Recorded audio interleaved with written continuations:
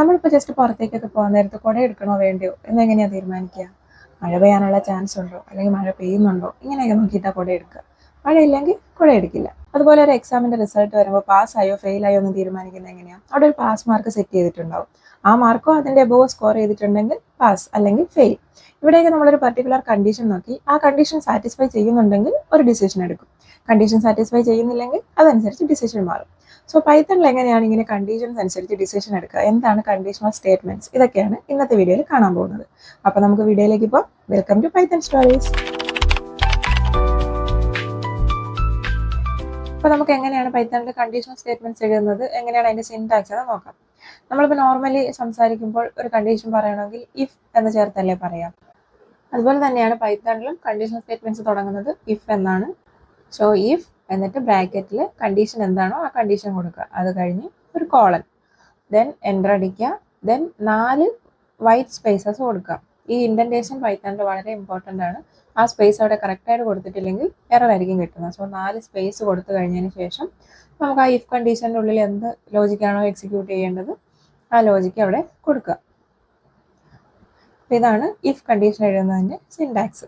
ഇനി നമുക്കൊരു example programme എഴുതി നോക്കാം. നമ്മൾ ആദ്യം പറഞ്ഞ പോലെ മഴയുണ്ടോ ഇല്ലയോ എന്ന് നോക്കിയിട്ട് കുട എടുക്കുന്ന ആ എക്സാമ്പിൾ പ്രോഗ്രാമായിട്ട് നമുക്ക് എഴുതി നോക്കാം. അപ്പോൾ റെയിൻ ഉണ്ടോ ഇല്ലയോ എന്നുള്ളതാണ് നമ്മുടെ കണ്ടീഷൻ. സോ ഞാൻ കണ്ടീഷൻ കൊടുക്കുകയാണ് ഇഫ് റെയിൻ, ദെൻ കോളൻ കൊടുക്കുക, എൻ്റർ അടിക്കുക. ഇനി ആ ഇഫ് കണ്ടീഷൻ്റെ ഉള്ളിൽ എന്ത് ലോജിക്കാണോ എനിക്ക് എക്സിക്യൂട്ട് ചെയ്യേണ്ടത് അത് അവിടെ എഴുതണം. ഞാനിപ്പോൾ ജസ്റ്റ് പ്രിന്റ് ടേക്ക് അംബ്രല്ല എന്ന് കൊടുക്കുന്നുണ്ട്. അവിടെ ഇപ്പോൾ ആ റെയിൻ്റെ അവിടെ ഒരു യെല്ലോ കളറിൽ ഒരു എറർ പോലെ കാണിക്കുന്നുണ്ട്. അതിന് കാരണം ഞാൻ റെയിൻ എന്ന് പറയുന്ന വേരിയബിൾ അവിടെ ഡിക്ലെയർ ചെയ്തിട്ടില്ല. സോ ഞാൻ റെയിൻ എന്ന് പറയുന്ന വേരിയബിൾ ഡിക്ലെയർ ചെയ്യാണ്. റെയിൻ ഈക്വൽ ടു ട്രൂ എന്ന് കൊടുക്കുകയാണ്. ഇനി അതുപോലെ ആ ഇഫ് കണ്ടീഷൻ്റെ പുറത്തെത്തി എന്ന് അറിയിക്കാൻ വേണ്ടി മാത്രം നമുക്ക് ജസ്റ്റ് ഒരു പ്രിന്റ് സ്റ്റേറ്റ്മെന്റ് ഇഫ് കണ്ടീഷന് പുറത്ത് കൊടുക്കാം. ഞാൻ അവിടെ ഒരു പ്രിന്റ് സ്റ്റേറ്റ്മെന്റ് കൊടുക്കുകയാണ്. പ്രിന്റ് പ്രോഗ്രാം കംപ്ലീറ്റഡ് എന്ന് വെറുതെ അവിടെ കൊടുക്കുകയാണ്. ജസ്റ്റ് ആ ഇഫ് കണ്ടീഷൻ കഴിഞ്ഞ് അതിൻ്റെ പുറത്തെത്തി എന്ന് മനസ്സിലാക്കാൻ വേണ്ടി മാത്രം. ഇനി ആ പ്രോഗ്രാം ഒന്ന് റൺ ചെയ്യാം. ഇപ്പോൾ എനിക്ക് ടേക്ക് അംബ്രല്ല പ്രോഗ്രാം കംപ്ലീറ്റഡ് ഈ 2 പ്രിന്റും അവിടെ ഔട്ട്പുട്ടായിട്ട് കിട്ടിയിട്ടുണ്ട്. കാരണം ഞാൻ റെയിൻ എന്ന് പറഞ്ഞാൽ അവിടെ ട്രൂ ആണ് കൊടുത്തിരുന്നത്. അപ്പോൾ ഇഫ് റെയിൻ എന്ന് പറയുമ്പോൾ ഇഫ് ട്രൂ ആണ് വരുന്നത്. ഇഫ് കണ്ടീഷൻ ട്രൂ ആയതുകൊണ്ട് തന്നെ അതിൻ്റെ ഉള്ളിൽ ഞാൻ എഴുതിയിരിക്കുന്ന ലോജിക്ക് എക്സിക്യൂട്ട് ചെയ്യും. അപ്പോൾ പ്രിന്റ് ടേക്ക് അംബ്രല്ല അത് എക്സിക്യൂട്ട് ആയിട്ട് എനിക്ക് അവിടെ ഔട്ട്പുട്ടിൽ ടേക്ക് അംബ്രല്ല എന്ന് വന്നിട്ടുണ്ട്. ദെൻ ഇഫ് കണ്ടീഷൻ്റെ പുറത്ത് വന്നതിന് ശേഷം ബാക്കിയുള്ളത് എന്താണോ അത് എക്സിക്യൂട്ട് ചെയ്യും. അതുകൊണ്ടാണ് പ്രോഗ്രാം കംപ്ലീറ്റഡ് എന്നും ഔട്ട്പുട്ടിൽ കിട്ടിയിട്ടുള്ളത്. ഇനി ഞാൻ അവിടെ റെയിൻ ഈക്വൽ ടു ഫോൾസ് എന്ന് കൊടുത്തിട്ട് ആ പ്രോഗ്രാം ഒന്ന് റൺ ചെയ്യാണ്. ഇപ്പോൾ എനിക്ക് ഔട്ട്പുട്ടിൽ പ്രോഗ്രാം കംപ്ലീറ്റഡ് എന്ന് മാത്രമാണ് കിട്ടിയിട്ടുള്ളത്. കാരണം ഇഫ് റെയിൻ എന്ന് പറയുന്ന കണ്ടീഷനിൽ ഫോൾസ് ആണുള്ളത്. അപ്പോൾ ആ കണ്ടീഷൻ ഫോൾസ് ആയതുകൊണ്ട് തന്നെ അതിൻ്റെ ഉള്ളിലുള്ള ലോജിക്ക് എക്സിക്യൂട്ട് ആവില്ല, ആ ലോജിക്ക് സ്കിപ്പ് ചെയ്യും. സോ ഇഫ് കണ്ടീഷൻ്റെ പുറത്ത് വന്നതിന് ശേഷം ബാക്കിയുള്ളത് എക്സിക്യൂട്ട് ചെയ്യുമ്പോൾ പ്രോഗ്രാം കംപ്ലീറ്റഡ് എന്നാണ് അവിടെ പ്രിന്റ് ചെയ്യാൻ കൊടുത്തിരിക്കുന്നത്. അത് മാത്രം എനിക്ക് ഔട്ട്പുട്ടിൽ കിട്ടും. ഇങ്ങനെയാണ് ഇഫ് സ്റ്റേറ്റ്മെന്റ്സ് വർക്ക് ചെയ്യുന്നത്. ഇനി ഞാൻ ഇഫ് റെയിൻ എന്ന് പറയുന്ന ഒരു കണ്ടീഷൻ മാത്രമാണ് അവിടെ കൊടുത്തിട്ടുള്ളത്. മഴ ഉണ്ടെങ്കിൽ എന്ത് ചെയ്യണം എന്ന് മാത്രമേ ഞാൻ കൊടുത്തിട്ടുള്ളൂ. മഴ ഇല്ലെങ്കിൽ എന്ത് ചെയ്യണം എന്നുള്ളൊരു കണ്ടീഷൻ ഞാൻ അവിടെ കൊടുത്തിട്ടില്ല. അതിന് വേണ്ടിയിട്ട് യൂസ് ചെയ്യുന്ന സ്റ്റേറ്റ്മെന്റ് ആണ് എൽസ്.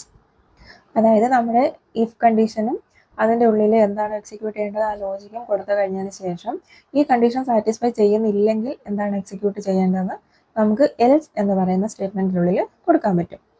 സോ അതിന് വേണ്ടിയിട്ട് ഞാൻ ഇഫ് കണ്ടീഷനും അതിൻ്റെ ഉള്ളിലെ ലോജിക്കും കഴിഞ്ഞിട്ട് ഒരു എൻ്റർ അടിച്ചിട്ട് എൽസ് എന്ന് കൊടുക്കുക. ഈ എൽസ് കൊടുക്കുന്നത് ഇഫ് നമ്മൾ എവിടെയാണോ എഴുതിയത് സെയിം ഇൻഡന്റേഷനിൽ വേണം കൊടുക്കാൻ.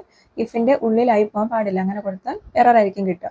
സോ ആ സെയിം ഇൻഡന്റേഷനിൽ എൽസ് എന്ന് കൊടുക്കുക, കോളൻ കൊടുക്കുക, ദെൻ വീണ്ടും എൻ്റർ അടിക്കുക. നമ്മൾ ഇഫ് കണ്ടീഷൻ്റെ ലോജിക്ക് കൊടുത്ത പോലെ തന്നെ 4 സ്പേസ് കൊടുത്തിട്ട് എൽസ് കണ്ടീഷനിൽ എന്ത് ലോജിക്കാണോ എക്സിക്യൂട്ട് ചെയ്യേണ്ടത് അതവിടെ കൊടുക്കുക. ഇതാണ് ഇഫ് എൽസിൻ്റെ സിൻടാക്സ്. അപ്പോൾ നമുക്ക് നമ്മുടെ പ്രോഗ്രാമിൽ റെയിൻ ഇല്ലെങ്കിൽ എന്താണ് ചെയ്യേണ്ടതെന്ന് അറിയാനായിട്ട് നമുക്ക് അവിടെ ഒരു എൽസ് കണ്ടീഷനും കൂടെ കൊടുക്കാം. അപ്പോൾ ഞാൻ ഇഫ് കണ്ടീഷനും അതിൻ്റെ ഉള്ളിലെ ലോജിക്കും കഴിഞ്ഞിട്ട് എൻ്റർ കൊടുക്കുന്നുണ്ട്. എന്നിട്ട് ഇഫിൻ്റെ സെയിം ഇൻഡന്റേഷനിൽ എൽസ് എന്ന് കൊടുക്കുക, ദെൻ കോളൻ കൊടുക്കുക, എൻ്റർ അടിക്കുക. ഞാൻ എൽസ് കൊടുത്തിട്ട് എൻ്റർ അടിച്ചത് കൊണ്ട് തന്നെ എനിക്ക് കറക്റ്റ് ഇൻഡന്റേഷനിലാണ് ഇപ്പോൾ എൻ്റെ പോയിന്റർ വന്ന് നിൽക്കുന്നത്. 4 സ്പേസ് കഴിഞ്ഞിട്ട് ഞാൻ അതിൻ്റെ ഉള്ളിൽ വെറുതെ ഒരു പ്രിന്റ് സ്റ്റേറ്റ്മെന്റ് കൊടുക്കുകയാണ്. പ്രിന്റ് വാക്ക് ഫ്രീലി എന്ന് കൊടുക്കുകയാണ്. എന്നിട്ട് നമുക്ക് ആ പ്രോഗ്രാം ഒന്ന് എക്സിക്യൂട്ട് ചെയ്യാം. റൺ ചെയ്ത് കഴിയുമ്പോൾ എനിക്ക് ഔട്ട്പുട്ടായിട്ട് അവിടെ വാക്ക് ഫ്രീലി എന്ന് കിട്ടിയിട്ടുണ്ട്, പ്രോഗ്രാം കംപ്ലീറ്റഡ് എന്നും കിട്ടിയിട്ടുണ്ട്. കാരണം ഞാൻ അവിടെ റെയിൻ ഈക്വൽ ടു ഫോൾസ് എന്നാണ് കൊടുത്തിരുന്നത്. അപ്പോൾ അത് ആദ്യം ഇഫ് കണ്ടീഷൻ ചെക്ക് ചെയ്യുമ്പോൾ ഇഫ് റെയിൻ എന്നുള്ളത് ഫോൾസ് ആയതുകൊണ്ട് തന്നെ ഇഫിൻ്റെ ഉള്ളിൽ എഴുതിയിരിക്കുന്ന ലോജിക്കൊന്നും എക്സിക്യൂട്ട് ആവില്ല, അത് ഫുള്ള് സ്കിപ്പ് ചെയ്യും.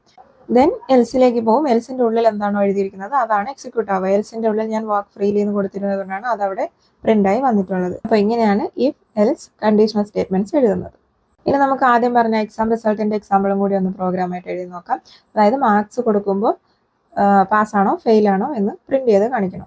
സോ ഞാനിവിടെ മാർക്സ് ഇൻപുട്ടായിട്ട് വാങ്ങിക്കുന്നുണ്ട്. ഇൻപുട്ട് എൻ്റർ ദ മാർക്സ്, അതിനെ ഇൻഡിലേക്ക് ടൈപ്പ് കാസ്റ്റ് ചെയ്യുന്നുണ്ട്. ഇനി നമുക്ക് പാസ്സാണോ ഫെയിലാണോ എന്ന് അറിയാനുള്ള കണ്ടീഷൻസ് എഴുതണം.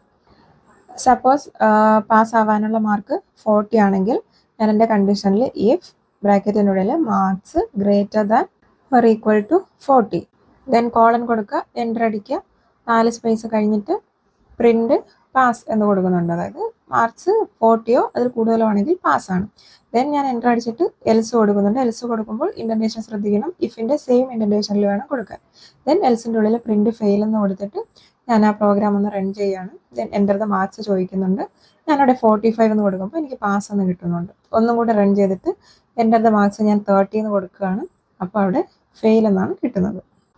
കാരണം 30 എന്ന് പറയുന്നത് 40യേക്കാൾ ലെസ് ആയിട്ടുള്ളൊരു മാർക്കാണ്. അപ്പോൾ ഇഫ് കണ്ടീഷനിലുള്ള നമ്മുടെ ലോജിക്ക് അല്ലാതെ സ്കിപ്പ് ചെയ്യും, എൽസിലേക്കായിരിക്കും പോവുക. അപ്പോൾ എൽസിൻ്റെ ഉള്ളിൽ ഞാൻ പ്രിൻ്റ് ഫെയിൽ എന്ന് കൊടുത്തിട്ടുണ്ട്. അതുകൊണ്ട് അവിടെ ഫെയിൽ എന്നാണ് എനിക്ക് ഔട്ട്പുട്ട് കിട്ടുന്നത്. അപ്പോൾ പൈത്തണിലെ ഇഫ് എൽസ് കണ്ടീഷണൽ സ്റ്റേറ്റ്മെൻറ്റ്സ് എങ്ങനെയാണ് വർക്ക് ചെയ്യുക, അതിൻ്റെ സിൻടാക്സ്, എക്സാമ്പിൾ, ഇതൊക്കെയാണ് ഇന്നത്തെ വീഡിയോയിൽ നമ്മൾ കണ്ടത്.